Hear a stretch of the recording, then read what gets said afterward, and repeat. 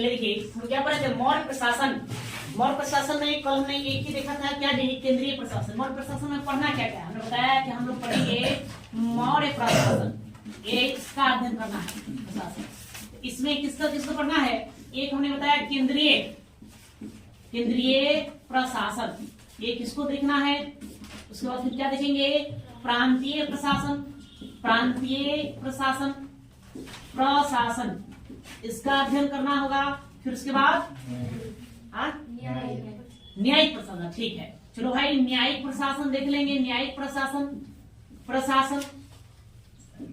उसके बाद और क्या देखोगे, सैन्य व्यवस्था देखेंगे, सैन्य व्यवस्था या सैन्य प्रशासन को देखना है। नहीं और कुछ देखेंगे नहीं, अच्छा एक नगरीय प्रशासन भी देखना है, कल छोड़ दिए होंगे नगरीय प्रशासन, एक नगरीय प्रशासन को भी देखना, इतने हमको करना है। तो केंद्रीय प्रशासन का अध्ययन हमने किया था जी, केंद्रीय प्रशासन क्या था, हमने क्या बताया आगे। यदि हम केंद्रीय प्रशासन की चर्चा करें, केंद्रीय प्रशासन इसमें हमने बताया कि सबसे टॉप पर कौन होगा, सम्राट, राजा। और राजा के कामों में सहायता करने के लिए उसके नीचे ठीक क्या होगा, मंत्रीन कहिए, मंत्रीन होगा। इसमें 3-4 मंत्रियों का एक समूह होगा, इसको कैबिनेट मंत्री से चर्चा करेंगे। फिर क्या होगा जी, मंत्री परिषद होगा। मंत्री परिषद के बाद फिर क्या होगा, तीर्थ होगा, तीर्थ या तीर्थकर है ना, ये होगा तीर्थकर होगा। उसके बाद फिर हमने क्या बताया कि अध्यक्ष होगा, ये था। पता कितने लेयर, राजा देखो, राजा के ऊपर पहला लेयर है किसका, मंत्री परिषद का, मंत्री का, दूसरा है मंत्री परिषद, तीसरा तीर्थ का, चौथा फिर क्या है अध्यक्ष का। नहीं तो यहाँ तो हमने क्या बताया था जी, तीर्थकर में बताया इसकी संख्या कितना 18 और अध्यक्ष की संख्या कितना 26। यहाँ हमने ये देखा, ठीक है, इस सबको बारी बारी से देखा। तो इसको अब आप लोग कंप्लीट है, मुद्दा आपका काम यहाँ पर करना है, यहीं पर याद करना है, क्या क्या इंपॉर्टेंट है, महत्वपूर्ण है, उसके बारे में हम आज चर्चा करेंगे, आपको हम बता देंगे आज, ठीक है। अब आइए हम लोग दिखेंगे प्रांतीय प्रशासन का अध्ययन करेंगे। प्रांतीय प्रशासन आपका शीर्षक दीजिए, प्रांतीय प्रशासन। प्रांतीय प्रशासन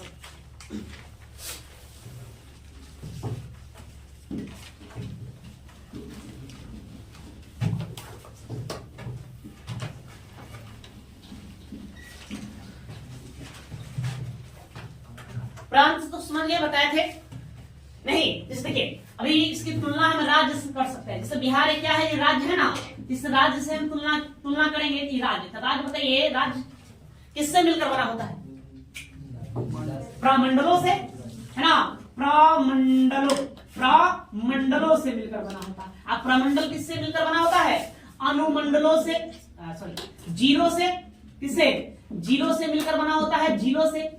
जिले किससे मिलकर बने होते हैं, अनुमंडल से मिलकर बने होते हैं। अनुमंडल किससे, तो प्रखंड से मिलकर बने होते हैं। और प्रखंड किससे, ग्राम पंचायत से मिलकर बने होते हैं, ग्राम पंचायत से। यह है वर्तमान में यही प्रांतीय प्रशासन है। और हम देखेंगे तो क्या है, राज्य का मुखिया मेन कौन होता है, प्रधान मुख्यमंत्री होता है, मुख्यमंत्री है।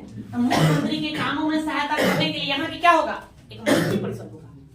क्या होगा, एक मंत्री परिषद होगा। यह भी मंत्री परिषद है, यहाँ भी मंत्री परिषद आपको देखने को मिलेगा। और आपको क्या मिलेगा, सचिव, सेक्रेटरी, सभी विभाग को अलग अलग क्या मिलेंगे, सचिव देखने को मिलेंगे।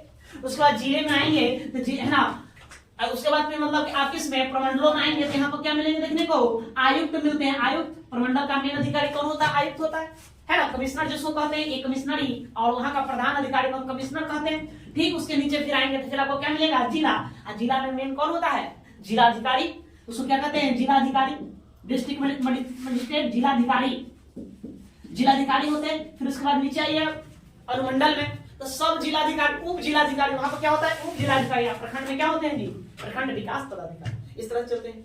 तो मौर्य प्रशासन में हम अगर प्रांतीय प्रशासनों को देखें तो वर्तमान में जो स्थिति देख रहे हैं सेम वैसे ही।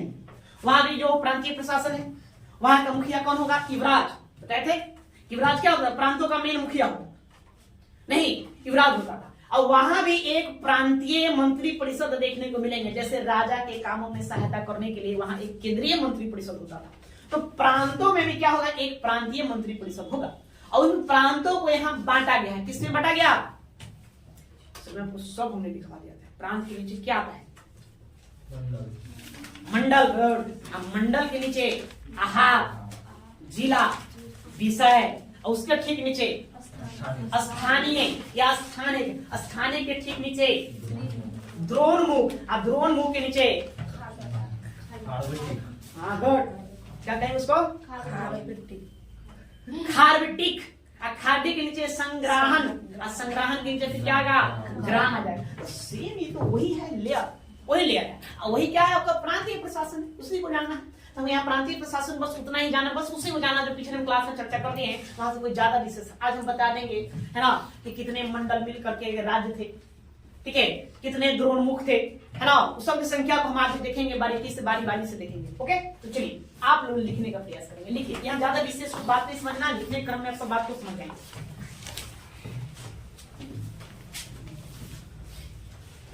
पेन चलाओ, लिखो।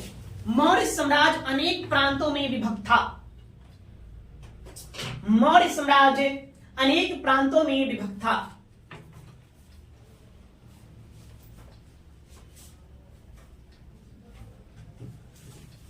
अनेक प्रांतों में विभक्त था, जिसे चक्र भी कहा जाता था। चक्र, मौर्य काल में प्रांतों को क्या कहा जाता था, तो चक्र, जिसे चक्र भी कहा जाता था। चक्र भी कहा जाता था।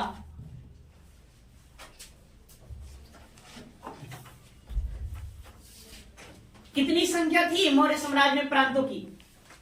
देखिए, मौर्य साम्राज्य में प्रांत कितने थे इसकी स्पष्ट जानकारी नहीं है। सिर्फ चंद्रगुप्त मौर्य के बारे में बात पूछेगा कि बताइए भाई चंद्रगुप्त मौर्य के समय प्रांतों की संख्या कितनी, इसकी कोई स्पष्ट जानकारी नहीं है। बिंदुसार के समय प्रांतों की संख्या कितनी थी, इसका भी कोई स्पष्ट जानकारी नहीं है। हाँ, अशोक के समय प्रांतों की संख्या 5 थी, इसका हमें स्पष्ट जानकारी उसके शिलालेखों से मिलता है। नहीं, उसके पहले कितने थे पता नहीं। ऐसे इतिहास का फिर अंदाजा लगा लेते हैं कि सम्राट अशोक था तो एक प्रांत जीता था। किसको जीता था? कलिंग को जीता था, अपने में मिला लिया था। बाकी उसके पहले जितने भी थे वो सब उनके पूर्वजों के द्वारा जीता गया था। अर्थात दादा जो चंद्रगुप्त मौर्य था वो जीता, पिता बिंदुसार उसने तो कुछ जीता होता नहीं, वो तो अपने पिता द्वारा चंद्रगुप्त मौर्य द्वारा बनाए गए साम्राज्य को अक्षुण्ण ही बनाए रखा, जैसे था ज्यों का त्यों बनाए रखा, न घटने दिया न बढ़ने दिया। ठीक है, तो इस आधार पर इतिहासकार बताते हैं कि चंद्रगुप्त मौर्य के समय प्रांतों की संख्या 4 रही होगी। अब बिंदुसार के समय भी प्रांतों की संख्या कितनी रही होगी? 4 रही होगी। लेकिन सम्राट अशोक के समय प्रांतों की संख्या कितनी हो गई? 5 हो गई। एक एक्स्ट्रा कलिंग को जीत लिया। ये बात आपको ध्यान में रखना, इसलिए सिर्फ किसका पूछा जाता है? अशोक का पूछा जाता है कि सम्राट अशोक के समय मौर्य साम्राज्य कितने प्रांतों में विभक्त था। तो कितने प्रांतों में? 5 प्रांतों में विभक्त है। जैसे भी भारत वर्ष जो है कितने राज्यों में विभक्त है, कितने प्रांतों में, राज्य के या प्रांत के कितने राज्यों में विभक्त है? 28 राज्यों में विभक्त है। और इसके अलावा केंद्र शासित प्रदेश भी है। कितने? 8 केंद्र शासित प्रदेश। दूसरी प्रकार से मौर्य साम्राज्य 5 प्रांतों में विभक्त था। ओके, लिखो। देखिए, चंद्रगुप्त के समय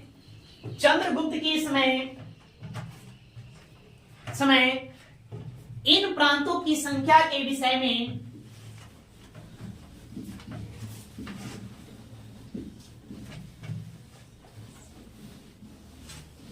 चंद्रगुप्त के समय इन प्रांतों की संख्या के विषय में कोई स्पष्ट जानकारी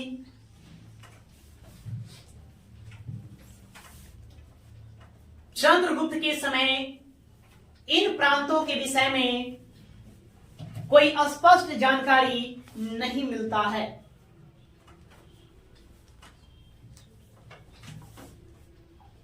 नहीं मिलता है।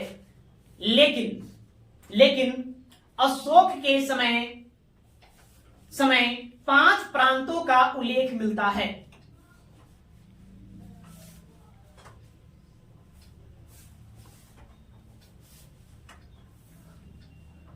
लेकिन अशोक के समय 5 प्रांतों का उल्लेख मिलता है। वो 5 प्रांत कौन कौन है और उसकी राजधानी, इस पर आपको ध्यान रखना है। देखिए, 5 प्रांत कौन कौन है। एक का नाम उत्तरापथ,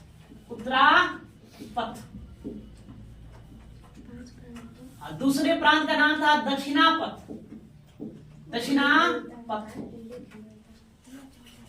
फिर आपका हो गया प्राची मध्य में था, प्राची पूर्वोत्तर भारत के प्राची। उसके बाद फिर एक आपका हो गया कलिंग, कौन हो गया? कलिंग हो गया। और फिर एक था अवंती राष्ट्र, अवंती राष्ट्र। कितने प्रांत? 5। एक 5 प्रांतों का जिक्र मिलता है किसके समय? अशोक के समय। आप लोग इसको नोट करते चलेंगे। नहीं देखिए, फिर इसके बाद आपको याद रखना इसकी राजधानी है। किसकी राजधानी कहां थी? तो देखो भाई, उत्तरापथ, उत्तर में। तो उत्तर में आपको ध्यान रखना है तक्षशिला। कहां है तक्षशिला जी? पाकिस्तान में। तो तक्षशिला था उत्तर में, उत्तरापथ की राजधानी। दक्षिणापथ मतलब दक्षिण में है नहीं। तो दक्षिण में आप कर्नाटक चले जाएंगे तो कर्नाटक उसकी राजधानी थी सुवर्णगिरी। कौन? सुवर्णगिरी, ये दक्षिण में राजधानी थी। प्राची, तो प्राची मध्य में, इसी की राजधानी थी मगध में पाटलिपुत्रा। कौन? पाटलिपुत्र, ये मिडिल में था, यही मेन राजधानी था उसका। ठीक है। उसके बाद कलिंग, तो कलिंग की राजधानी आपको बताए थे तोसली। कहां जी? तोसली। कुछ किताबों में इसका नाम मिलेगा धौली, तो वही तोसली को ही धौली कहा गया। क्या मिलेगा? धौली। ये बताए थे कि तोसली को 2 भागों में बांट दिया गया था। नहीं, ये बताया था ना कि जब कलिंग को मिलाया तो कलिंग को उसने क्या किया कि 2 भागों में बांट दिया। एक है ना उत्तरी कलिंग और दक्षिणी कलिंग। उत्तरी कलिंग की राजधानी कहां? धौली। या दक्षिणी कलिंग की राजधानी कहां जी? जौहर को बनाया गया था। ठीक है, क्लियर। उसके बाद अवंती राष्ट्र, अवंती राष्ट्र, इसको आपको ध्यान रखना है उज्जैनी। कहां ध्यान रखेंगे? उज्जैनी। या इसी को आप और क्या नाम देंगे? महिष्मती, महिष्मती नाम देंगे। ठीक है, तो आप इसको ध्यान रखना। कितने प्रांत? 5। उत्तरापथ, दक्षिणापथ, प्राची, कलिंग, अवंती राष्ट्र। उत्तरापथ की राजधानी तक्षशिला, दक्षिणापथ की राजधानी स्वर्णगिरी, प्राची की राजधानी पाटलिपुत्रा, कलिंग की राजधानी तोसली, अवंती राष्ट्र की राजधानी उज्जैनी या महिष्मती।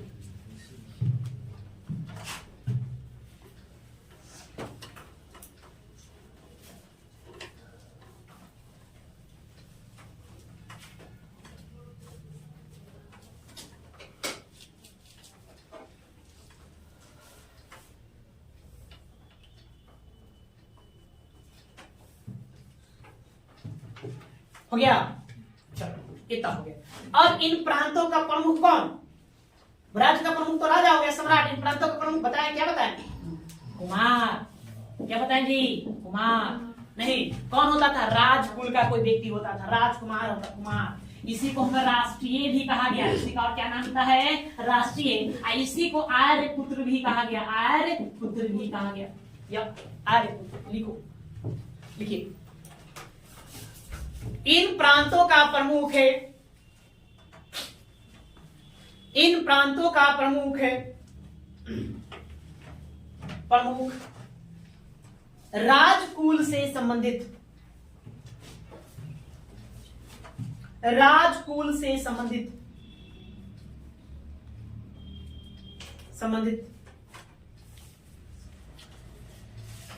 कुमार होते थे।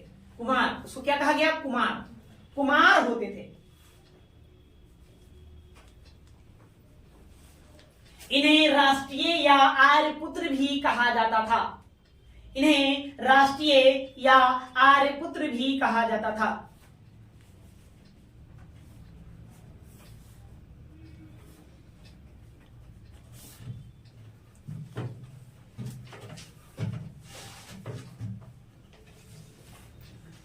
कहा जाता था। इन प्रांतीय प्रमुखों को, इन प्रांतीय प्रमुखों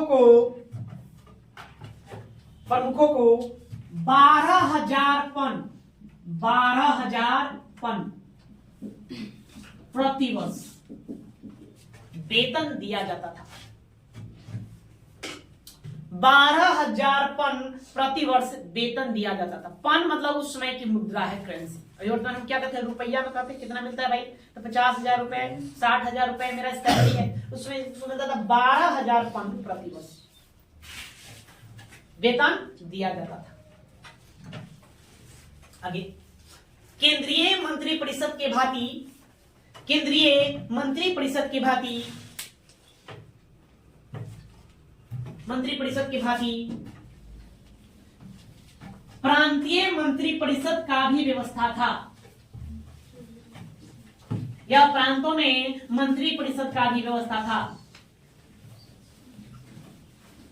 केंद्रीय मंत्रिपरिषद के भांति प्रांतीय मंत्रिपरिषद का व्यवस्था था।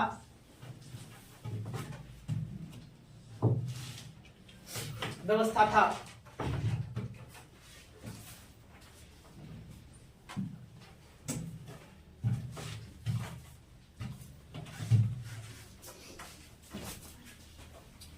ठीक है,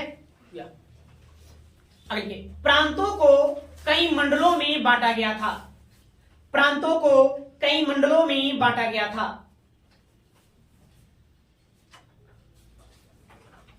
बांटा गया था। बांटा गया था जिसकी तुलना वर्तमान के कमिश्नरी से कर सकते हैं। जिसकी तुलना वर्तमान के कमिश्नरी या प्रमंडल कहिए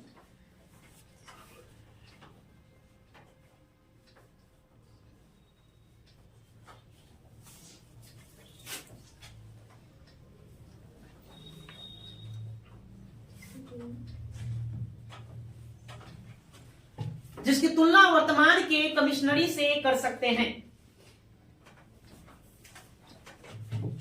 आइए देखिए फिर से एक बार देख लेते हैं उसी को, है ना। यह हो गया आपका प्रांत। तो प्रांत किसमें बटा? मंडल में। मंडल, अब मंडल किसमें बटा होता था? तो ये आहार या जिला, आहार या जिला, या फिर इसी को क्या नाम दिया गया? विषय नाम दिया गया। अब विषय किस या जिला किसमें बटा होता था? हाँ, स्थानीय। स्थानीय में बटा होता था, या इसी का और क्या कहेंगे आप? स्थानिक भी कह सकते हैं, स्थानिक कहिए। और ये बटा होता था किसमें? वो द्रोणमुख में बटा होता था। द्रोणमुख, और द्रोणमुख किसमें बटा होता था? खारवेटिक। खारवेटिक में बटा होता था। और खारवेटिक किसमें? संग्राहक। संग्राहन में बटा होता था। और संग्राहन किसमें? ग्राम में बटा होता था। या हमने देखा था। बताइए, जिला के जो मुखिया होता था, इसका जो प्रमुख होता था, प्रमुख, प्रधान अधिकारी, या कहिए प्रधान जो अधिकारी होता था, प्रधान, उसको क्या नाम दिया गया? है ना, इसको हम कहते थे विषयपति। इसका क्या नाम दिया गया? विषयपति नाम दिया गया। ठीक है। ये जो स्थानिक है, ये स्थानिक बताइए कितने गांवों का मिलकर बना होता था जी? 800 ग्राम का समूह हुआ करता था। नहीं, द्रोणमुख 400 ग्राम का समूह हुआ करता था। नहीं, खारवेटिक 200, ये हो जाएगा आपका 200 ग्राम का समूह। ठीक है। और संग्राहक 10 ग्राम का समूह हुआ करता था। 10।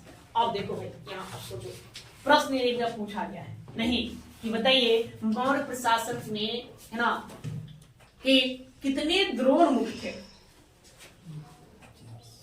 कितने द्रोणमुख थे? 400। इसको तो सोचने वाली बात है। और भाई अब यहां से ही है प्रांत तो 5 क्लियर है। अशोक सम्राट अशोक के समय मंडलों की संख्या नहीं बताई गई थी। मंडल कितने थे? आहारों की संख्या नहीं। अब यहां से चर्चा फिर की जाती है। नहीं, स्थानीय स्वशासन के तौर पे इसको देखा गया। तो देखिए, ये स्थानीय या स्थानीय जो था, ये 800 गांवों का समूह था। द्रोणमुख है वो 400 गांवों का समूह है। मतलब तो इसकी संख्या दूर ही होगी, दूरहा होगा ना जी। तब ना मतलब कि 2 द्रोणमुख मिलकर के क्या बनाया होगा? स्थानीय।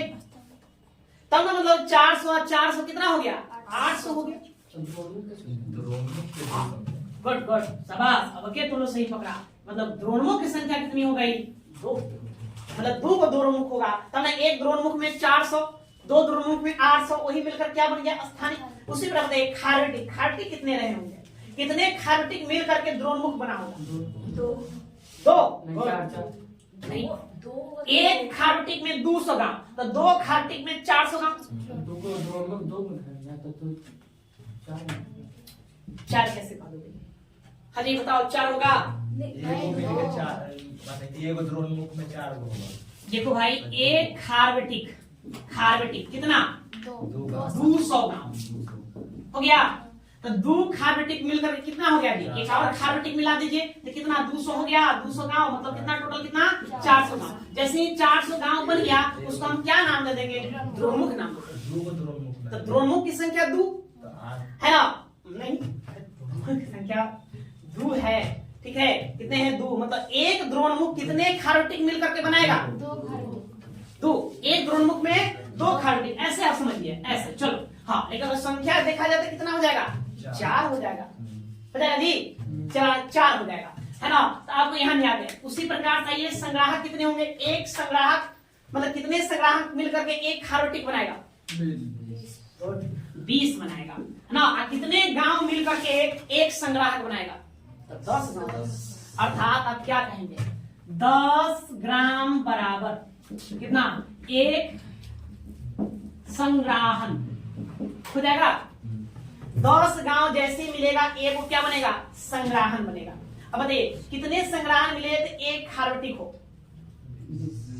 20 40। अरे भाई देखो, एक संग्राहक में कितने गांव? 10 गांव हुए ना जी, तो 200 गांव है, तो कितने होंगे? 20। गुड, 20 माने 20 संग्राहक मिलेगा, सॉरी संग्राहन मिलेगा, क्या बनेगा? एक खारोटिक बनेगा, खारोटिक बनेगा। नहीं बताइए कितना खारोटिक बन करके एक द्रोणुक बनाएगा जी? 2 खारोटिक मिल करके क्या बनाएगा? एक आपका द्रोणमुख बना देगा, द्रोणमुख बनेगा। और 2 द्रोणमुख मिल जाएगा तो क्या बन जाएगा? एक स्थानिक बन जाएगा, स्थानिक। नहीं, और कितने स्थानिक मिलते हैं कि हार बने, इसकी चर्चा नहीं की। बस समझे कैसे? जैसे वर्तमान में आप देखिए, ऐसे चलेंगे हम, है ना। एक पंचायत होता है जी, ग्राम पंचायत, है ना। तो कितने गांव होते हैं? आबादी देखा जाता है 5 से 7,000 7,000 मिनिमम आबादी होना चाहिए। 7,000 के मिनिमम आबादी पर क्या करेंगे? हम एक पंचायत बनाएंगे, तो है ना। तो 7,000 आबादी करने किसी पंचायत में 4 गांव, कोई में 5, कोई में 7, ऐसे चलता है ना। तो 5-6 गांव मिल जाएगा तो क्या बन जाएगा जी? एक पंचायत बन जाएगा, पंचायत कर सकते हैं। ज्यादा भी होगा, छोटा छोटा गांव है तो 10 तक भी गांव हो सकते हैं। 10 गांव मिलकर के एक पंचायत हो सकता है। एक ही गांव की आबादी पूरा है ना, तो वहां पर मतलब कि एक ही गांव से काम चलेगा। जैसे आप जाएंगे तो क्या, पटना जिले में ही एक गांव है भदौल, वो गांव की आबादी लगभग 10,000 है, सुनिए, मतलब 8,000 के आसपास वोटर्स है। तो एक ही गांव में पूरा पंचायत का काम करता है, तो हो सकता है। तो बात समझ गया क्या? बताइए कितने पंचायत मिलेगा तब प्रखंड बनेगा? जैसे नवलपुर प्रखंड है, नवलपुर प्रखंड है, इसमें कितने पंचायत है? आप जानते हैं? 20 है। कितने हैं?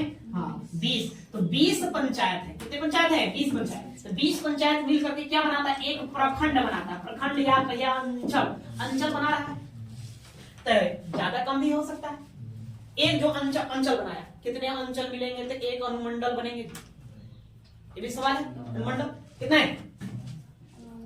हाँ 18 अनुमंडल होते हैं, अनुमंडल हैं। अनुमंडल मिलता है, मिल करके क्या बनता है? एक प्रमंडल बना हुआ, सॉरी जिला बना हुआ, जिला। अब हम पटना जिला की बात करें तो उसमें 18 अनुमंडल है। कितने? 18। ठीक है। उसके बाद फिर आप चलेंगे जिला मिलाइए, कितना है? 5-6 जिला मिलाइए। जैसे ये तिरहुत प्रमंडल, कितने? 7 6 जी, अच्छा 6, गुड 6। तिरहुत प्रमंडल में 6, मुंगेर में 6 ना, कोसी प्रमंडल में आएंगे तो 3। तो इस तरह से मतलब जिले मिलते हैं 3, 4 या 2। भागलपुर प्रमंडल में आएंगे तो मात्र 2 ही जिला है, 2 जिला मिलकर एक प्रमंडल बनाया। तो प्रकार क्या बन गया? प्रमंडल बन गया। फिर प्रमंडलों को मिलाकर हमने क्या बनाया? राज्य बना दिया, प्रांत बना दिया। हाँ, तो इस तरह से तो वही बने, इसको भी बांटा गया। तो आपको उतना याद नहीं रखना है, उतना आपको ध्यान नहीं, बस इसका समझने के लिए बता दिए। बस आपको ध्यान में रखना है कि किस तरह से क्रम चल रहा है, बस ऐसे ही क्रम चलेगा। ध्यान रखना, आहार या जिला का प्रधान किसको कहा गया? पूछा गया है, उसको क्या कहते हैं? विषयपति। मंडल इसके प्रधान को क्या कहते हैं? प्रमुख अधिकारी। प्रमुख अधिकारी, इसके प्रमुख अधिकारी को क्या नाम दिया गया जी? पिछले क्लास में पढ़े थे, प्रदेष्टा। कहा। ओके, चलो तुम फिलहाल अभी इसको उतारो, उसके बाद फिर हम आगे चलते हैं, छोटे छोटे बातों को और लिखवा देते हैं।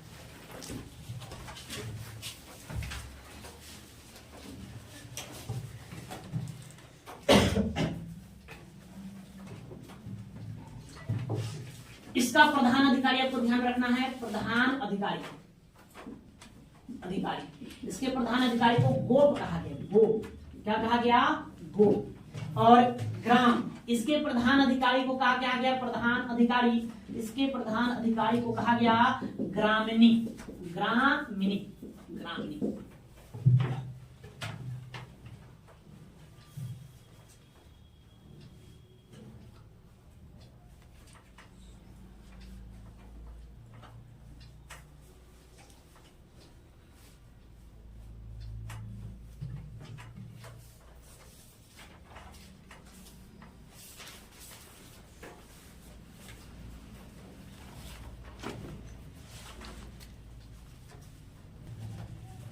लिख दो ग्राम,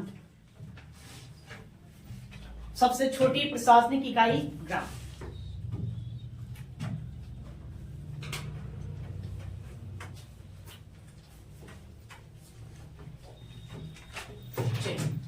अब आइए हम लोग देखेंगे नगरीय प्रशासन। ठीक है, नगरीय प्रशासन।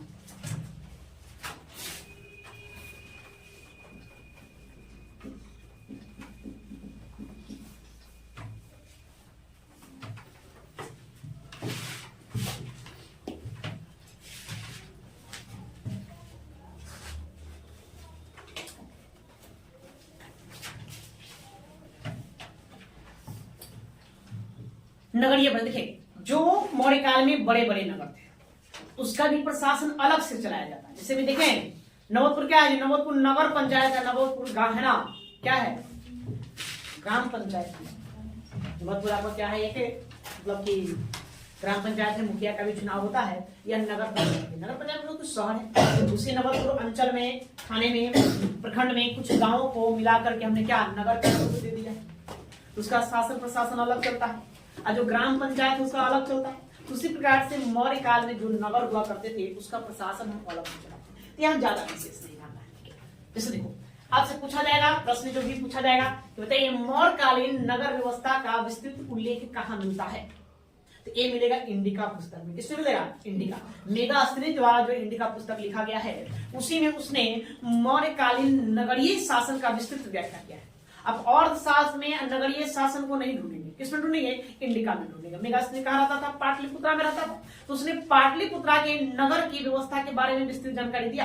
वो मेगास्थनीज अपनी पुस्तक इंडिका में कहता है कि जो पाटलिपुत्रा नगर था उस नगर का जो शासन प्रशासन होता था, है ना, उसके चलाने वाले मुख्य अधिकारी को एग्रोनोमाइक कहा जाता था। ठीक है, ऐसे उसका नाम नागरक भी होता था। क्या होता था, नागरक होता। और इसका प्रशासन 5 सदस्यों वाली 6 समितियों द्वारा संचालित होता था। कितने सदस्यों वाली, 5 सदस्यों वाली 6 समिति, मतलब उसमें मंडल मतलब समूह बना रखा है।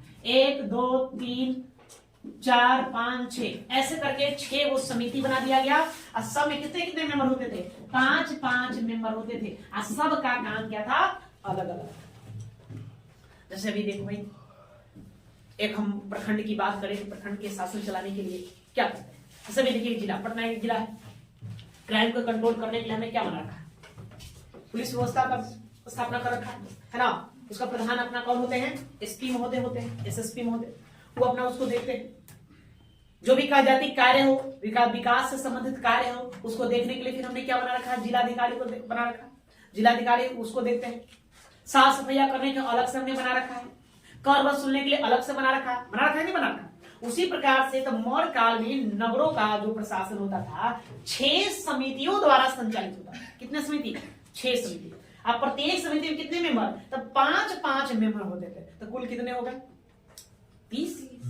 5 गुना 6 कितना, 30। मतलब 30 सदस्य होता था। वही 30 सदस्य मिलकर के एक नगर का शासन व्यवस्था देता था। सभी समिति का काम अलग अलग था। तो बस इतना ही ध्यान रखना है यहाँ से कि किस समिति के द्वारा कौन सा कार्य किया जाता था, यही आपका प्रश्न बने।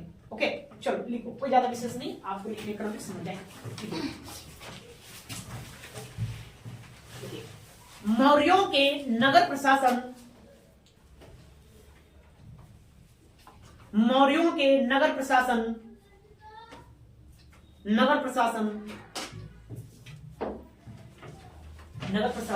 का विस्तृत विवरण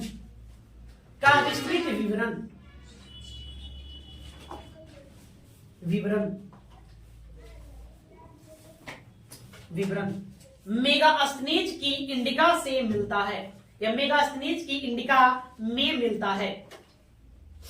मेगास्थनीज की इंडिका में मिलता है।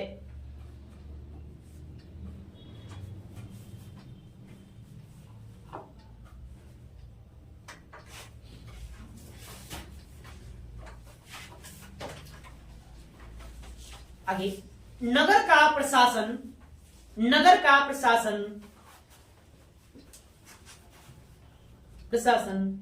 एक समिति द्वारा संचालित होता था।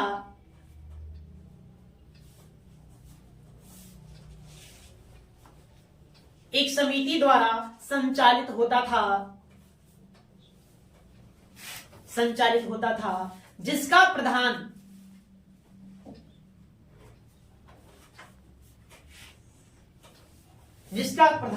नागरक कहलाता था। जिसका प्रधान नागरक कहलाता था।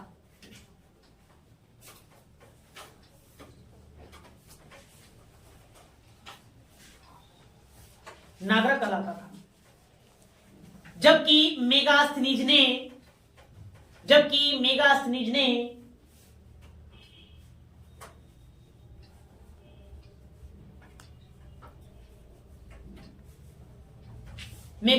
ने नगर के प्रमुख अधिकारी को या प्रधान अधिकारी को नगर के प्रधान अधिकारी को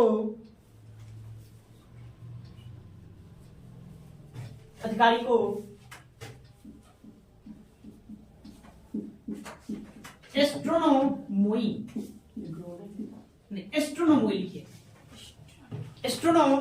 कहा है।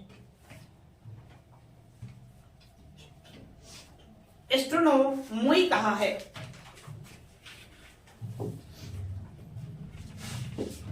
एस्ट्रोनोमोई कहा है।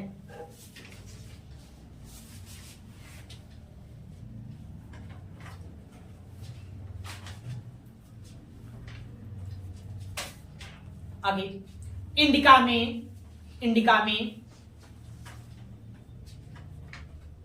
पाटलिपुत्र नगर परिषद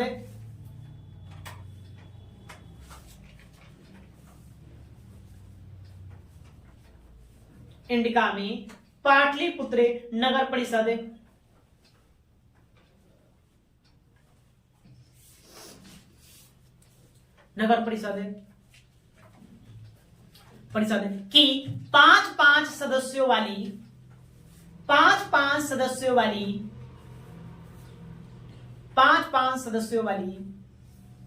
6 समितियों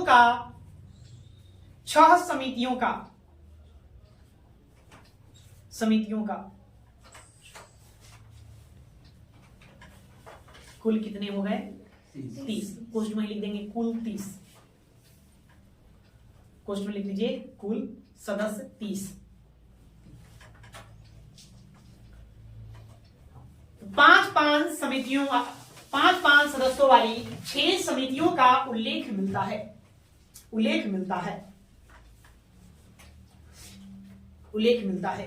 जो अधोलिखित है।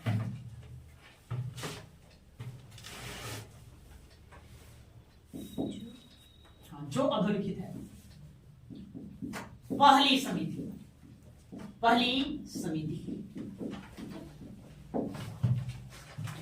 ये था शिल्प एवं कला से संबंधित लिखिए संबंधित।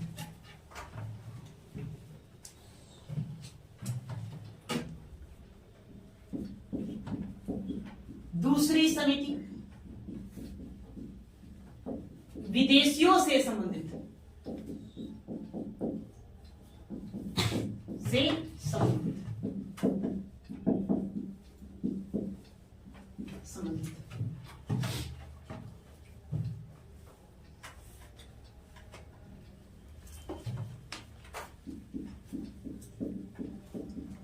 तीसरी समिति जनगणना से संबंधित।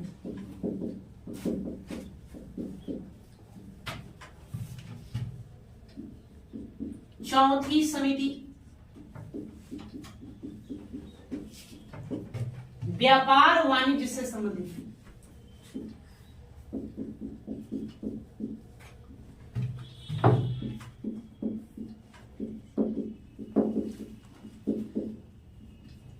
व्यापार वाणिज्य से संबंधित।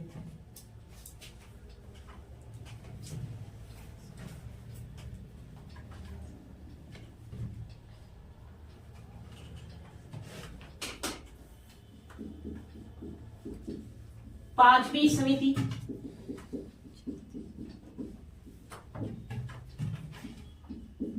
वस्तु निरीक्षक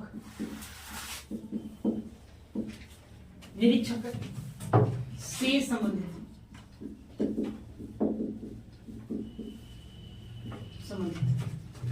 और छठवीं या छठी समिति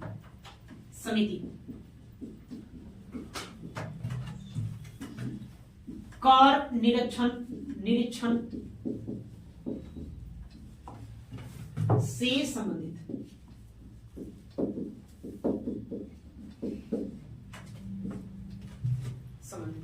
ये 6 समितियां थी।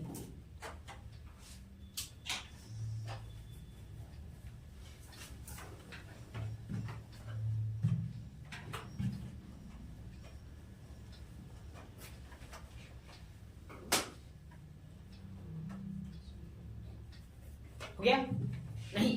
देखिए, तो यही 6 समितियां थी जो पूरा नगर का वो अपना व्यवस्था को देखता था, प्रशासन को चलाता था। तो पहली समिति थी, उसका क्या काम था? शिल्प एवं कला से संबंधित, मतलब जो भी उस नगर में शिल्पी लोग थे, वस्तुकार कहिए, जो तरह तरह के सामान बनाते थे, शिल्पकार जो थे, तो उनका देख रेख करना उसी का काम था।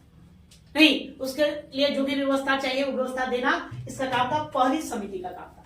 दूसरी समिति विदेशियों से संबंधित था। अगर उस नगर में कोई विदेशी लोग आया तो उसका रहने की व्यवस्था करना, खाने पीने की व्यवस्था करना, उस पर नजर भी बनाए रखना, क्या कर रहा है क्या नहीं कर रहा है, वो और दूसरी समिति देखता था। तीसरी से जनगणना, इसका काम था जनगणना करना, नगर में कितने लोग हैं, मतलब जन्म मरण का हिसाब। प्रश्न पूछा गया है ना, कि पाटलिपुत्र नगर में जन्म मरण का हिसाब किस समिति द्वारा रखा जाता था? तो पूछा गया था किस समिति के द्वारा? तो तीसरी समिति ये जन्म मरण का हिसाब रखता था, कितने लोगों का जन्म हुआ, कितने लोगों का मृत्यु हुआ, जनगणना करने का यह कार्य। चौथी समिति इसका काम था व्यापार वाणिज्य से संबंधित है ना, व्यापार उद्योग धंधा फले फूले, लोग दूर दराज में जाकर के व्यापार करें, तो इस नगर में व्यापार करें तो उसके लिए अच्छी व्यवस्था बनाना, इसका काम चौथी समिति का था। पांचवी समिति वस्तु निरीक्षण से संबंधित है, वस्तुओं का क्या करता था? जांच पड़ताल वगैरह करता था। देखो यहाँ से भी प्रश्न पूछा गया है नहीं कि पाटलिपुत्र नगर के प्रशासन में, नगर में मिलावटी वस्तुओं की जांच किस समिति द्वारा किया जाता है? कौन सा समिति? पांचवी। इसका ध्यान रखना, कोई मतलब कि वस्तु को मिला उला के तो नहीं ना बेच दे रहा है, नहीं मिलावटी सामान तो नहीं ना बेच रहा है, तो उस है ना, तो इसके लिए पांचवी समिति बनाया गया। और छठी समिति इसका काम था कर निरीक्षण करना, मतलब टैक्स वसूलना। कर लेगा ना टैक्स जी, तो टैक्स वसूलने के लिए कौन सा? छठी समिति काम था टैक्स वसूलना। कर कितना लिया जाता था? कर लिया जाता था उसमें विक्रय मूल्य का, इसका भी विक्रय मूल्य का कितना? 1/10वां भाग, 10वां भाग, मतलब क्या परसेंट हुआ? 10%, 10% कर लिया जाता था। ठीक है, ये आपको ध्यान में रखना है कि उसमें 10% कर लिया जाता था। इसी का जिक्र है कि पाटलिपुत्र में 10% कर लगता था टैक्स। नहीं, टैक्स की चोरी करने वाले को मृत्यु दंड दिया जाता, बड़ा ही कड़ा नियम था। तो जो भी टैक्स की चोरी करेगा उसको हम क्या करेंगे? मृत्यु दंड देंगे।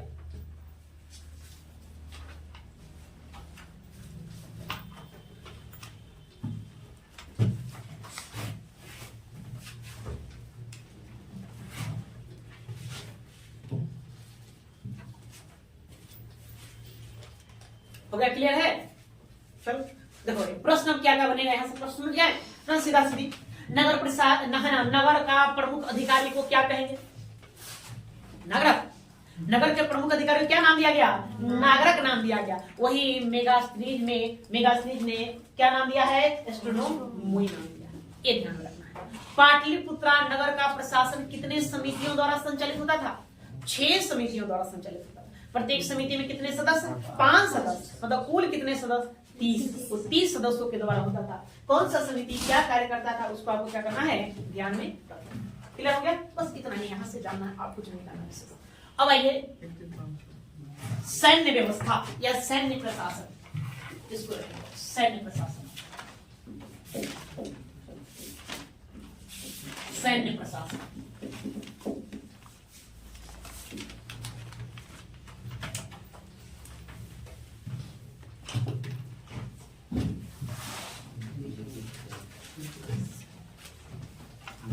तो आप जान ही रहे कि बहुत बड़ा है विशाल का। उतना बड़ा साम्राज्य है तो सेना भी होना चाहिए, तो सेना भी कितना होना चाहिए? बहुत बड़ा होना चाहिए। कितनी सेनाएं थी उसकी? इसका जिक्र मिला।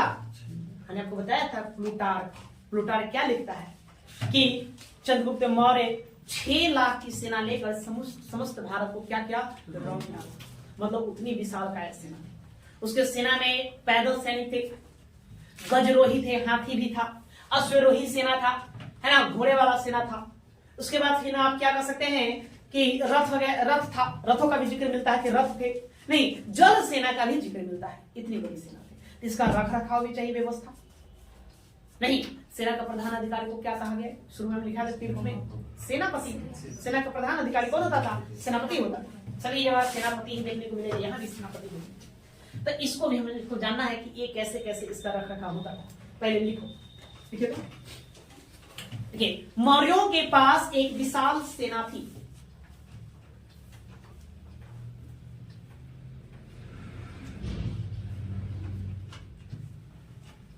मौर्यों के पास विशाल सेना थी। कैसे बना हुआ विशाल सेना थी? एक आप उदाहरण दीजिए प्लूटार्क का। किसका देखिए, प्लूटार्क क्या कहता है कि चंद्रगुप्त लिखते चलेंगे, चंद्रगुप्त कितना जी 6 लाख के सेना के साथ संपूर्ण भारत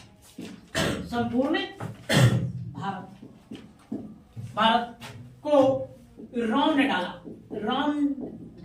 एक बात ही कहता है, इससे ज्ञात होता है उसकी सेना कितना थी, 6 लाख था। वही हम आएंगे प्लिनी, किस पर आएंगे, प्लिनी पर आएंगे। प्लिनी ये भी व्याख्या करता है, ये कहता है कि भाई देखिए चंद्रगुप्त मौर्य का जो सेना था, तो पैदल की यदि हम बात करें तो यह था 6 लाख। कितना था, 6 लाख था। अगर हम अश्वरोही सेना की बात करें, अश्वरोही सेना इसके पास था 30,000। कितना था, 30,000। अश्वरोही सेना ये बताता है कि 30,000 था। वही हाथी इसके पास, हाथी की बात करें, हस्ती सेना या हाथी की बात करें, हाथी इसके पास 9,000 था। कितना था, 9,000। हस्ती सेना 9,000 था। और रथ इसके पास था कितना, तो रथ इसके पास 800 था। ये बात जिक्र करता है प्लिनी के द्वारा इन सारे विवरणों को दिया गया। इसके द्वारा, प्लिनी के द्वारा, कि पैदल 6 लाख, अश्वरोही 30,000, हाथी 9,000 और रथ उसके पास कितना था, 800 था। वहीं पर हम अगर कौटिल्य की बात करें, किसकी बात करें, कौटिल्य। तो कौटिल्य क्या करेगा, ये बताएगा चतुरंग सेना की व्याख्या करता है किसमें, अपने पुस्तक अर्थशास्त्र में। चतुरंग सेना में मतलब क्या क्या बात है, ताकि पदाति सेना मतलब पैदल वाला सेना होना चाहिए, नहीं अश्वरोही होना चाहिए, हस्ती होना चाहिए, हस्ती सेना होना चाहिए। क्या होना चाहिए, हस्ती मतलब हाथी, और फिर क्या होना चाहिए, रथ होना चाहिए। मतलब 4 बातें ये बताता है चतुरंग सेना। कहता है चतुरंग सेना, जब भी कोई राजा हो तो उसको चतुरंग सेना रखना चाहिए। और चतुरंग सेना में कौन सा मिलोगे, पैदल सेना, मतलब उसको पदाति सेना भी कहा है, पैदल जो चलने वाला। तो सभी आर्मी है, हमारे यहाँ आर्मी है, आर्मी। अश्वरोही घोड़े पर सवार। अरे भाई घोड़ा के जगह क्या लिया है, गाड़ी लिया है, टैंक का प्रयोग कर रहे हैं, नहीं व्हीकल्स, एक से एक व्हीकल्स लेकर हम चलाए, वो नहीं। आप कहो तो बंदे भाई हवाई जहाज लेकर चलाए हैं, फाइटर प्लेन, जेट वगैरह। हस्ती सेना, हाथी ये होना चाहिए, जो सामने जो आए उसको कुचल दे। उसके लिए उसके जब क्या कर सकते हो, वर्तमान किसकी तुलना करोगे, टैंक से। हाँ, टैंक से तुलना करो, नहीं जो आया सामने उसको क्या कुचल। फिर रथ, मैंने ये होना, इसको कहेंगे चतुरंग सेना। ये कौन व्याख्या करता है, या कौटिल्य कहता है। प्लिनी 6 लाख पैदल, अश्वरोही 30,000, हाथी 9,000, रथ 800 बताता है। अब प्लूटार्क एक लाइन कहता है, उसने 6 लाख की सेना के साथ संपूर्ण भारत को रौंद डाला। इस कथन के बारे में देखिए, इसको लेकर के किताबें आपको बताए थे ना कि किताब में इस बात को कौन किसके द्वारा बताया गया है, जस्टिन के द्वारा। आप पढ़िए एनसीईआरटी बुक, वहां लिखता है वो कि जस्टिन उसमें दिया है कि जस्टिन कहता है कि चंद्रगुप्त ने 6 लाख की सेना के साथ संपूर्ण भारत को रौंद डाला। तो इसमें एनसीईआरटी प्लूटार्क होता है, नहीं आपको ग्रुप में एक बार भेजे थे, तो क्या लिखा था, जस्टिन। हाँ, जस्टिन दिया हुआ था, आपको भेजे थे, उसका क्लिप हम ग्रुप में डाले थे कि देखो भाई वो जस्टिन। बाकी जितना किताब पढ़े वो प्लूटार्क बताता है। एक महेश्वर वर्णमाला वो भी जस्टिन को बताता है, लेकिन ज्यादातर केस किसको बताता है, प्लूटार्क को बताता है। एग्जाम के आधार पर दिए हैं, एग्जाम में एक बार पूछा गया था, प्लूटार्क को सही टिक मारा है, है ना, इसलिए इसको ध्यान में रखेंगे, प्लूटार्क को ध्यान में रखेंगे, और ना होगा फिर अपना जस्टिस को ध्यान में। तो देखिए ये तो हो गया सेना की व्याख्या, मतलब सेना कितना था, सेना कितने था, प्लूटार्क के अनुसार 6 लाख, प्लिनी के अनुसार 6 लाख पैदल, है ना, 30,000 घोड़ा, 9,000 हाथी, 800 रथ। कौटिल्य क्या कहता है, वो खाली कहता है कि चतुरंग सेना होना चाहिए, लेकिन कौन कितना इसकी व्याख्या नहीं बताता, संख्या नहीं बताता, लेकिन किस प्रकार की सेना की बात करता है, चतुरंगी सेना की बात करता है, चतुरंग सेना की बात करता है, जिसमें कौन हो, पैदल, अश्वारोही, हस्ती, हस्ती मतलब हाथी, ये बताता है। अब इसका रख रखाव तो देखो, इसका भी रख रखाव उसी प्रकार से हुआ, उसी प्रकार से होता था जिस प्रकार से हमने पाटलिपुत्र नगर प्रशासन के रख रखाव को देखा। मतलब इन सेना के रख रखाव करने के लिए यहाँ भी 5 सदस्यों वाली कितने 6 समितियां थी, बस समझ में आया। मतलब टोटल कितने लोग हैं, 30 लोग हैं। मतलब 30 लोगों के द्वारा ये पूरा सेना का रख रखाव किया जाता है। वर्तमान में देखिए हम भारतीय सेना का रख रखाव करने के लिए क्या करें, है ना, तो पहले इसका विभाजित कर रखा है, थल सेना अलग, जल सेना अलग, वायु सेना अलग। उसमें हमने रैंक बना रखा अधिकारियों का, सबसे ऊपर अगर थल सेना की बात क्या हो, जनरल होगा, जनरल थल सेना का अध्यक्ष होता है, मैंने मालिक सर्वोसर्वा, हेड, कमांडर इन चीफ उसको कह लीजिए, उसी को सेनापति मान लीजिए, है ना, वो क्या है, सेनापति है।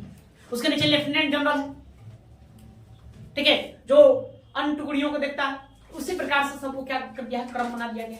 तो यहाँ 6 समितियों का जिक्र करता है कि 6 समितियों के माध्यम से पूरा सेना का रखरखाव किया जाता है। तो कौन समिति क्या करता था उसी का हमको देखना है, कौन समिति कौन सा कार्य करता था। बात समझ गए, देखिए पहले 2 पॉइंट लिखे, तो देखो देखिए सेना के प्रधान अधिकारी को या प्रमुख अधिकारी को, या सेना का प्रमुख अधिकारी सेनापति होता था या सेनापति कहलाता था। सेना का प्रमुख अधिकारी सेनापति कहलाता था।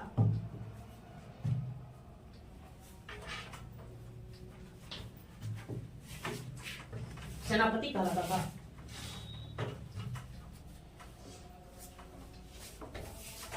ठीक है, युद्ध में देखिए, युद्ध में सेना का नेतृत्व करने वाला,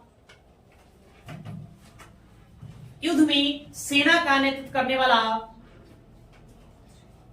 युद्ध में सेना का नेतृत्व करने वाला अधिकारी को नायक कहा जाता था। नायक, नायक कहा जाता था। ठीक है, तक क्लियर हो गया। अब इसका रख रखाव कैसे, तो मेगास्थनीज के अनुसार चलेंगे। देखिए मेगास्थनीज के अनुसार, मेगास्थनीज के अनुसार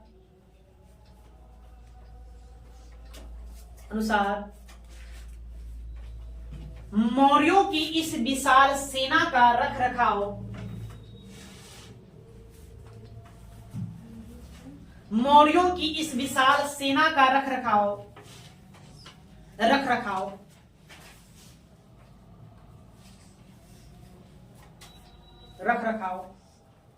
5 सदस्यों वाली 6 समितियां,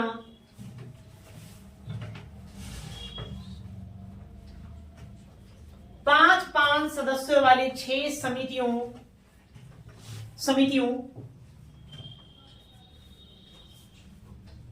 समितियों के माध्यम से किया जाता था, माध्यम से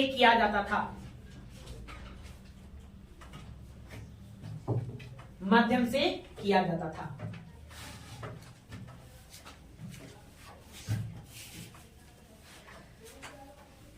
कितने हो गए सदस्य यहाँ भी, 30 हो गए। जो जैसे पाटलिपुत्र नगर का प्रशासन चलता था उसी प्रकार से सेना का रख रखा। तो इसमें फिर याद उसी प्रकार से करना है कि कौन सा समिति क्या कार्य करता था। तो लिखिए पहली समिति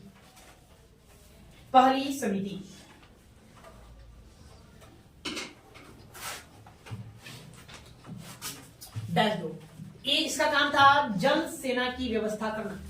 जल सेना, इस पर ध्यान देगा या जल सेना पर, इसके अंदर जल सेना था। जल सेना लिखिए, देखिए जल हमको आपको बताए थे, है ना, युद्ध पोतों का प्रधान अधिकारी क्या कहलाता था, रेजिडेंट। याद करिए सभी अध्यक्षों में रिक्वायर करने। नवाध्यक्ष के बारे में बताए थे। नवाध्यक्ष नहीं बताया जी। व्यापारिक पोतों का प्रधान अधिकारी नवाध्यक्ष, युद्ध पोतों का प्रधान अधिकारी नवाध्यक्ष नहीं, तो जल सेना में होता था। दूसरा समिति लिखो, दूसरा समिति, दूसरा समिति। इसका काम क्या था? इसका काम जैसे युद्ध चल रहा है, चाहे कोई सेना स्थायी हस्तक्षेप है, तो उसको रसद सामग्रियां पहुंचाना, यातायात की व्यवस्था करना। खाना पीना चाहिए ना जी, सामान वगैरह चाहिए, खाने के लिए भोजन चाहिए, है ना, युद्ध लड़ने के लिए ड्रेस चाहिए, हथियार चाहिए, तो है ना, तो रसद सामग्री और यातायात की व्यवस्था करना किसका काम था? दूसरी समिति। इसमें लिख देंगे रसद सामग्री, रसद सामग्री एवं यातायात की व्यवस्था, सामग्री एवं यातायात की व्यवस्था।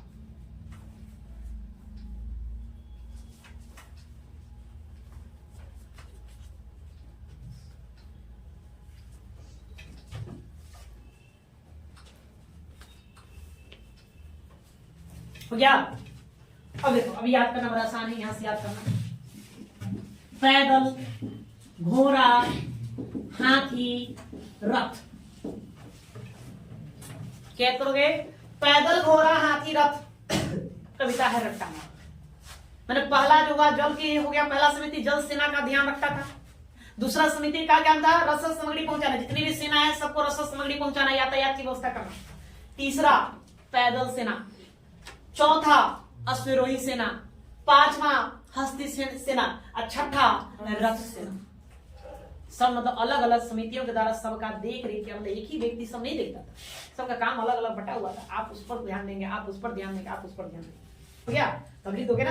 लिखो, चौथी लिखो, तीसरी से शुरू करो। तीसरी, तीसरी पैदल सेना की देखरेख,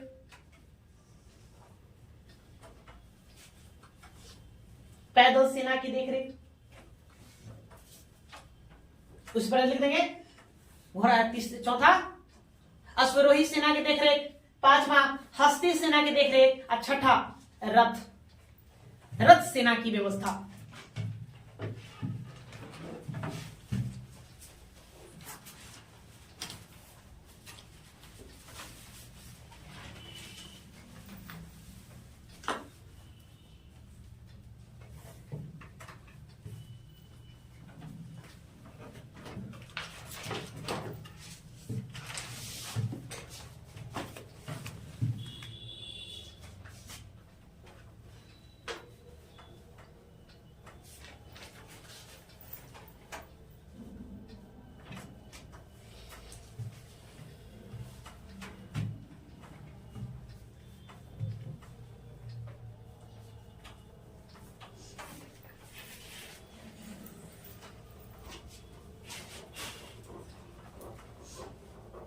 जी समिति कितने?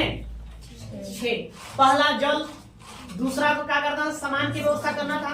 अब तीसरा पैदल, चौथा पहले घोड़ा, पांचवा हाथी और छठा रथ। अब ध्यान रखना है, ये प्रश्न आपसे पूछा जाएगा कि कौन सी समिति किसका ध्यान रखना था। ओके, क्लियर हो गया? ये जो पैदल सेना है, ये पैदल सेना का और व्याख्या किया गया। आप एक चाणक्य का और शास्त्र पढ़ेंगे तो उसमें उसने पैदल सेना के बताया कि पैदल सेना 6 प्रकार के होते थे। कितने प्रकार के? 6 प्रकार। हमको उसको थोड़ा सा नाम लिख दो, शायद प्रश्न आज वहां से अभी तक पूछा नहीं है, शायद पूछ दे, इसको आप लिख दीजिए। लिखे दो। कौटिल्य ने पैदल सेना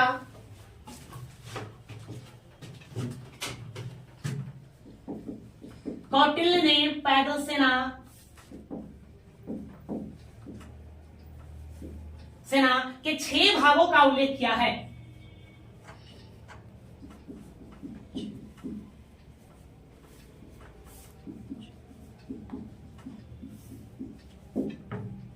ये 6 भागों का उल्लेख किया है।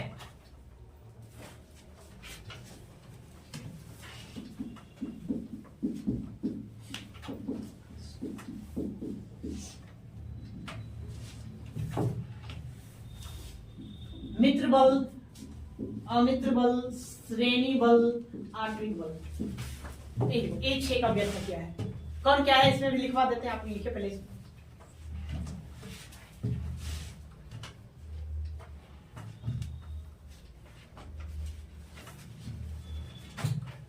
मित्र बल, अमित्र बल, श्रेणी बल, आठवीं बल, आठवीं बल।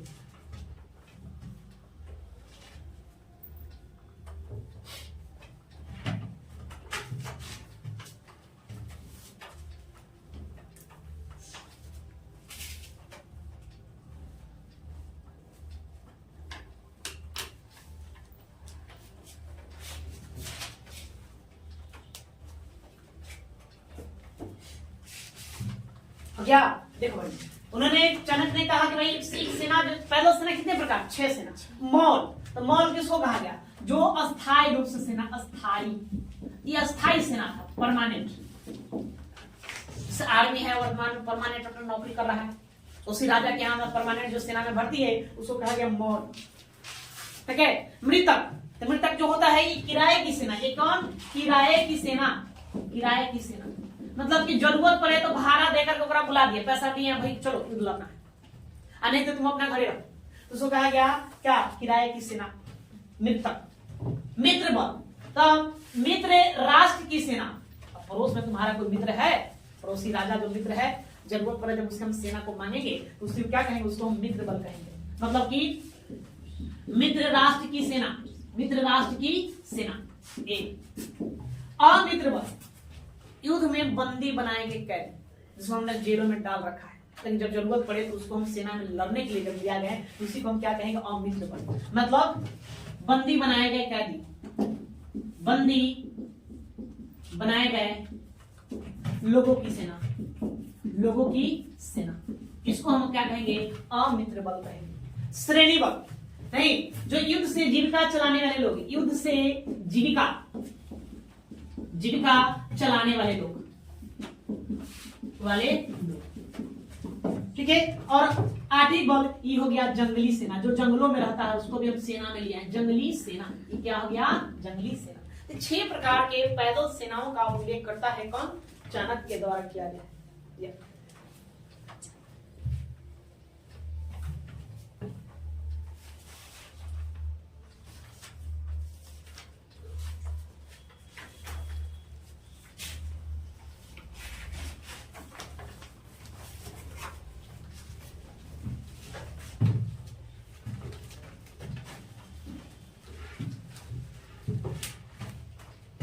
हो गया।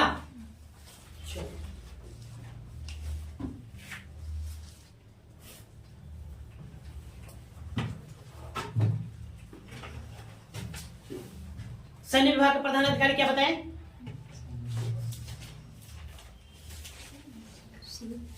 अरे सेना का प्रधान अधिकारी कौन होगा, सेनापति। तो सैन्य विभाग, तो एक विभाग होना चाहिए ना, बिना विभाग के कैसे कोई काम होगा।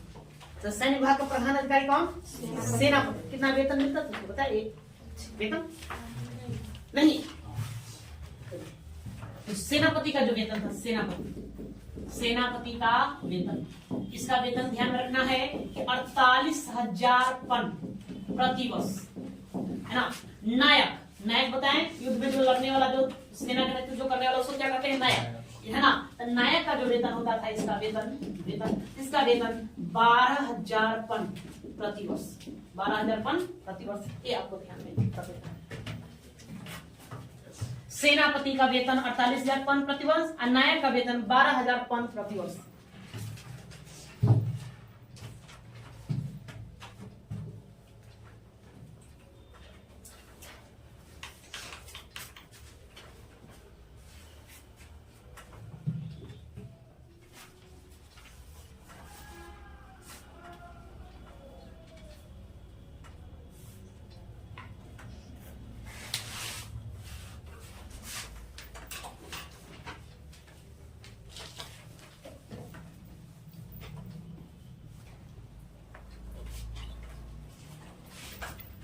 हो गया।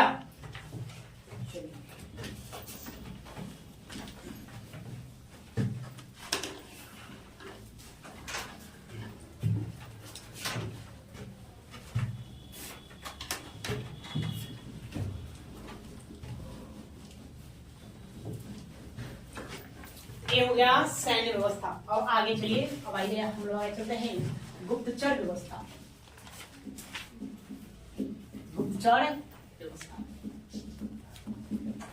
गुप्तचर आप लोग समझते हैं खबरी, ठीक, जासूस नहीं। इंडिया में क्या गुप्तचर व्यवस्था की कौन कौन संस्था काम करती है जिनका ये कोई जानते हैं?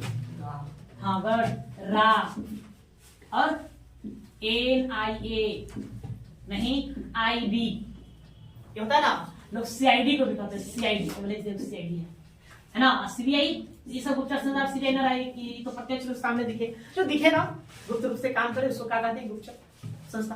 भारत में मुद्दा आप देखेंगे, रा है, NIA है, IB है, ये सब क्या है? हमारे देश की खुफिया विभाग है, नहीं गुप्तचर विभाग है ना। इसी में जो काम करने कर्मचारी स्टाफ होते हैं उसी को हम क्या कहेंगे? गुप्तचर कहते हैं, एजेंट, ठीक है। तो उस गुप्त काल में भी गुप्तचर व्यवस्था थी। कहा जाता है कि गुप्त काल का जो गुप्तचर व्यवस्था था काफी सुदृढ़ था, बहुत सुदृढ़, मतलब जाल बिछाया हुआ था गुप्तचरों का।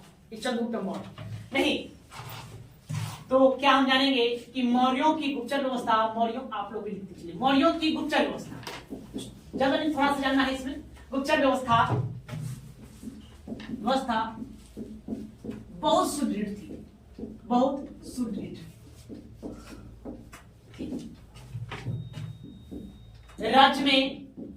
राज्य में गुप्तचरों का जाल बिछा था, गुप्तचरों का जाल बिछा था नहीं। तो गुप्तचर विभाग का जो प्रधान अधिकारी होता था, गुप्तचर विभाग का प्रधान अधिकारी, गुप्तचर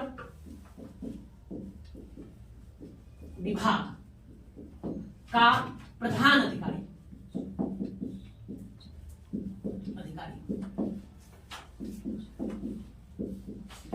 इसको कहा गया महामात्र शब्द। क्या कहा गया? महामात्र शब्द, महामात्र शब्द कहा जाता था। और गुप्तचरों को गूढ़ पुरुष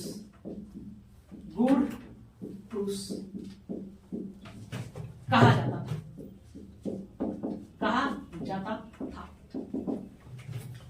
ये जो गुप्तचर होते थे, गुप्तचर दो प्रकार के होते थे, ठीक है। कितने प्रकार? दो। एक था संस्था, एक कहलाता था संस्था, एक कहलाता था संचर।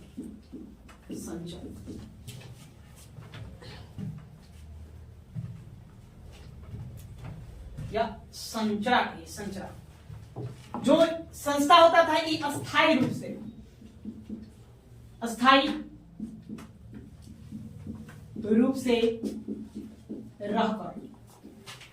रहकर जासूसी करने वाला,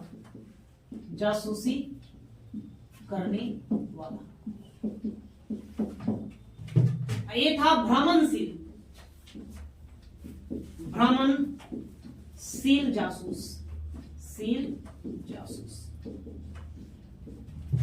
इसकी संख्या की यदि बात करें तो इसकी संख्या 5 थी और इसकी संख्या थी 4। इसके भी प्रकार थे, तो उतना आप नहीं जाना, बस इतना खाली जानिए, इतना काफी आप लोगों की।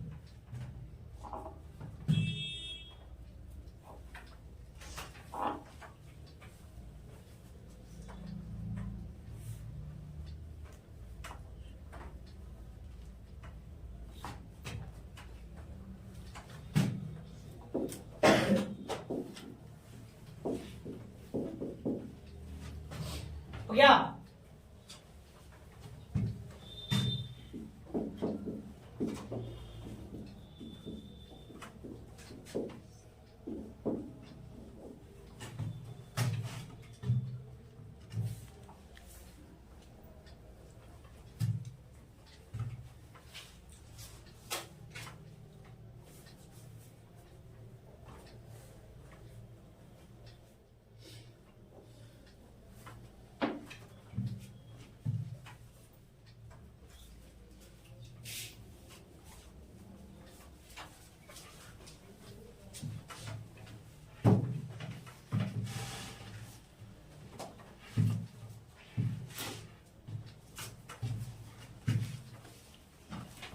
हो गया जी रन।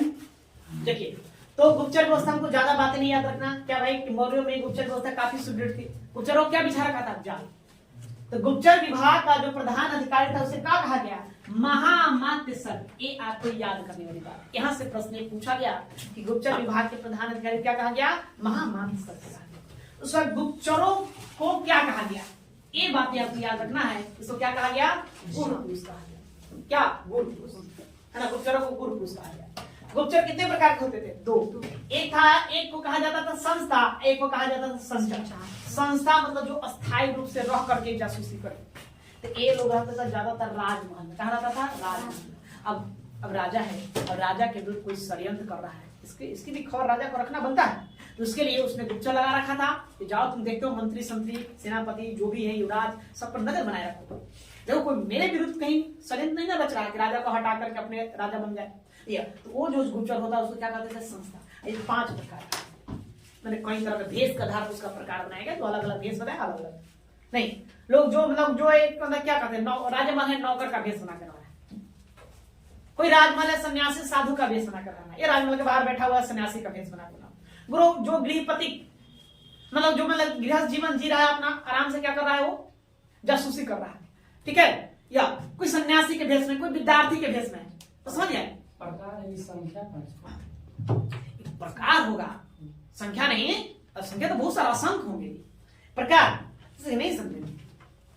और हम जासूस हैं कई तरह काम कर सकते हैं ना।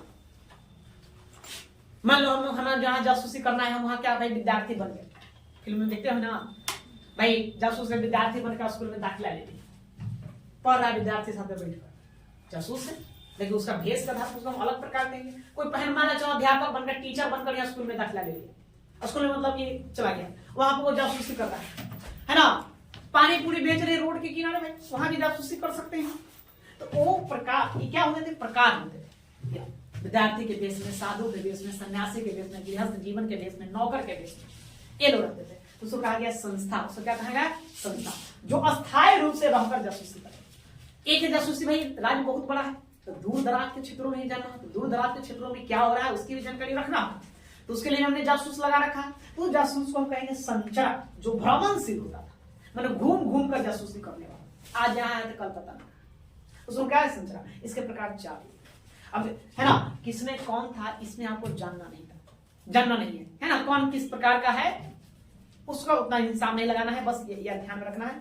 एक प्रश्न आपसे एक सिर्फ टाइप खाली याद रखना है, प्रकार रसद। क्या याद रखना है? रसद। प्रश्न एक बार पूछा गया है कि मौर्य काल में सबसे क्रूर जासूस कौन था? कौन? रसद। ये सबसे क्रूर होता था। आइए किसका भाग है? संचरा। कौन होता था? संचरा। घूम घूम कर जो अपराधी प्रवृत्ति था उसको मार डालता, जो राजा के विरुद्ध जाता था उसको क्या करता? वहीं पर मार डालता था। वो कौन था? वो रसद जासूस था। उसको क्या कहते थे? रसद कहते थे। खाली एक लाइन इसके बारे में लिखो। मौर्य काल में सबसे क्रूर जासूस, मौर्य काल में सबसे क्रूर जासूस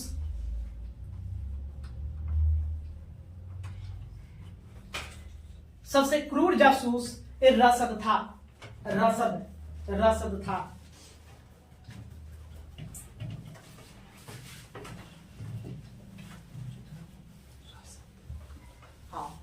क्षत्रिय, कृष्ण, शूरवीर, परिव्राजक, रसद, ये सब टाइप से प्रकार है।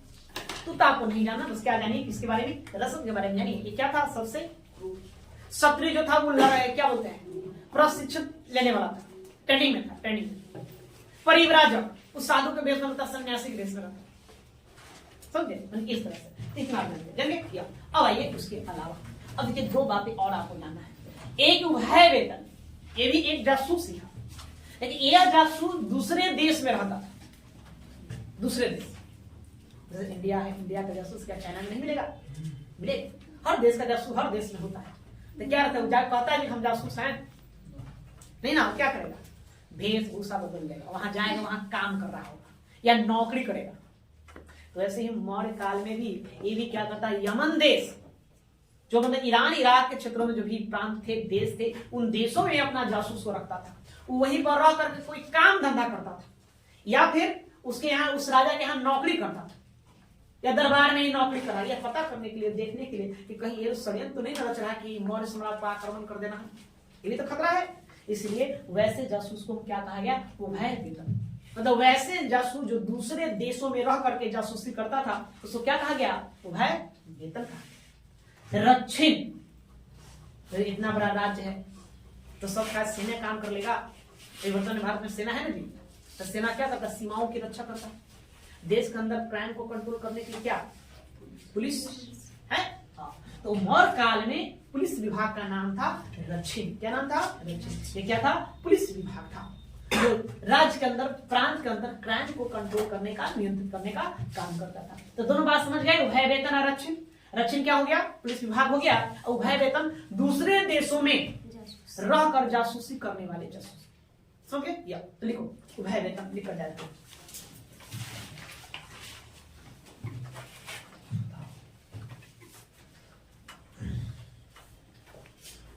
देखिए दूसरे देशों में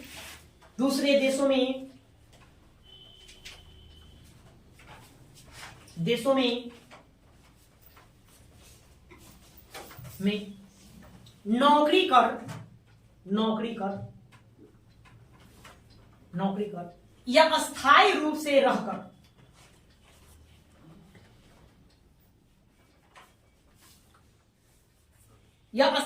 से रहकर जासूसी करने वाला उसी को क्या नाम देंगे? उभय वेतन नाम देंगे।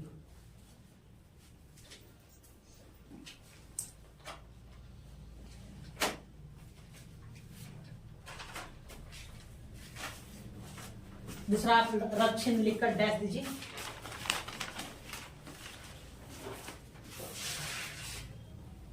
रक्षिण राज्य के भीतर अपराधों को नियंत्रित करने वाली संस्था। राज्य के भीतर अपराधों को नियंत्रित करने वाली संस्था।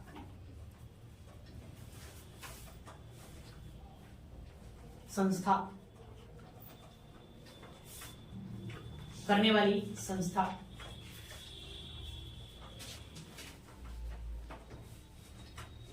इसी को क्या कहा गया? पुलिस विभाग। क्वेश्चन आप लिख दीजिए पुलिस विभाग लिख दीजिए, ध्यान में रहेगा।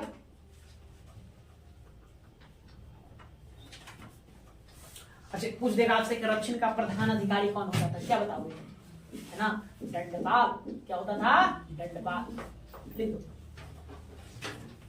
रक्षिण का प्रमुख अधिकारी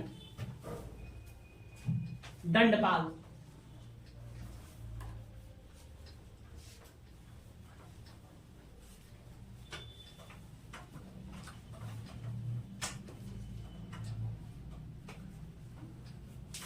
दंडपाल।